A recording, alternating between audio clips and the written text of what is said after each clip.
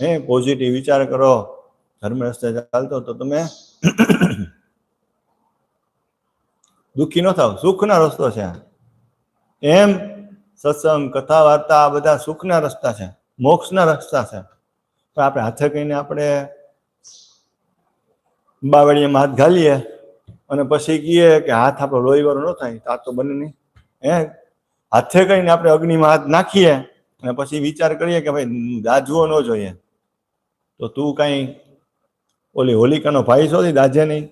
ઓલી હોલિકા નહોતી, પ્રહલાદને હોળીમાં બેઠી હતી, બેઠી પોતે હરગીને મરી ગઈ.